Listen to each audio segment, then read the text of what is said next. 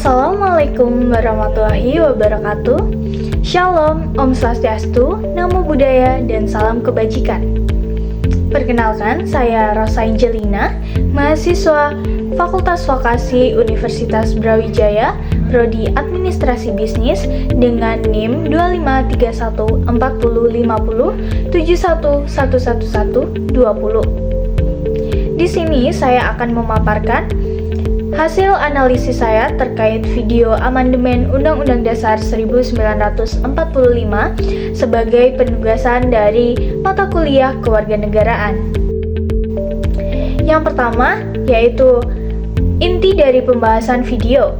Sejarah amandemen Undang-Undang Dasar 1945 pada tahun 1999 hingga tahun 2002. Kemudian tujuan awal adalah untuk memperbaiki sistem kewarganegaraan. Kemudian yang ketiga adalah wacana amandemen ulang untuk menghidupkan kembali GBHN dan juga perubahan masa jabatan presiden serta penataan sistem ketatanegaraan.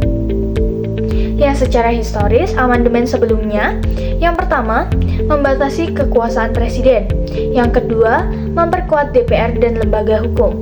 Yang ketiga, memperkenalkan HAM dan juga demokrasi langsung. Ada dua sudut pandang yang muncul dari dua video tersebut. Yang pertama adalah pro amandemen, karena negara dianggap butuh arah pembangunan jangka panjang.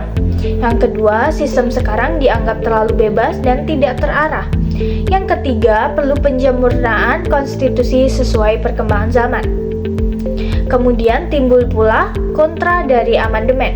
Yang pertama, yaitu dikhawatirkan hanya alat kepentingan politik elit. Yang kedua, risiko memperpanjang masa jabatan presiden. Yang ketiga, bisa melemahkan demokrasi yang sudah diperjuangkan. Dalam video yang telah saya analisis, dibahas mengenai wacana amandemen kembali Undang-Undang Dasar 1945 yang hingga saat ini masih menjadi perdebatan masyarakat. Secara historis, amandemen Undang-Undang Dasar 1945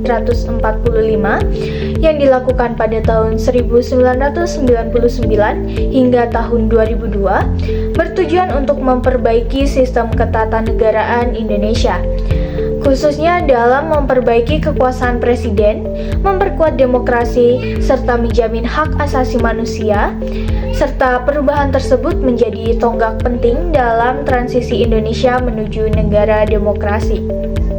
Namun, dengan munculnya kembali wacana amandemen Undang-Undang Dasar Negara Republik Indonesia tahun 1945 menimbulkan berbagai pandangan.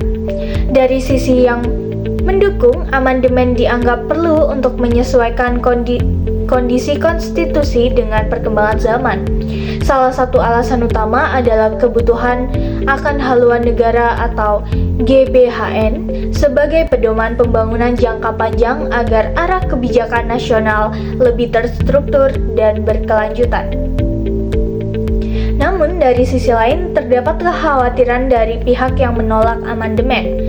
Mereka menilai bahwa wacana ini berpotensi disalahgunakan oleh elit politik untuk kepentingan tertentu, seperti memperpanjang masa jabatan presiden atau mengubah sistem demokrasi yang sudah berjalan. Hal ini dapat mengancam prinsip demokrasi yang membuka peluang kembalinya kekuasaan yang terlalu terpusat. Misalnya, wacana amandemen Undang-Undang Dasar 1945 pernah mencuat pada tahun 2020. Pada saat itu ada usulan untuk memperpanjang masa jabatan presiden menjadi 3 periode. Hal ini memicu protes luas dari masyarakat yang khawatir akan potensi penyalahgunaan kekuasaan. Menurut pandangan saya, amandemen Undang-Undang Dasar 1945 tidak sepenuhnya salah maupun sepenuhnya benar. Amandemen dapat dilakukan apabila benar-benar bertujuan untuk kepentingan rakyat dan memperbaiki sistem negara, bukan untuk kepentingan kelompok tertentu. Oleh karena itu, transparansi, partisipasi publik, serta pengawasan yang ketat menjadi hal yang sangat penting dalam proses tersebut. Sebagai kesimpulan dari saya, wacana amandemen Undang-Undang Dasar 1945 harus dikaji secara kritis dan mendalam. Kita sebagai masyarakat harus bersikap bijak, tidak hanya melihat dari sisi keuntungan, tetapi juga mempertimbangkan risiko jangka panjang bagi demokrasi dan masa depan bangsa Indonesia. Jadi, apakah kita ingin Indonesia kembali ke era dengan kepemimpinan yang terlalu terpusat? Ataukah kita ingin menjaga demokrasi yang sudah kita bangun dengan susah payah? Maka sekian video yang dapat saya sampaikan terkait analisis saya. Semoga video ini dapat bermanfaat bagi kita semua, dan mohon maaf apabila ada kekurangan atau kesalahan dalam pembuatan video ini.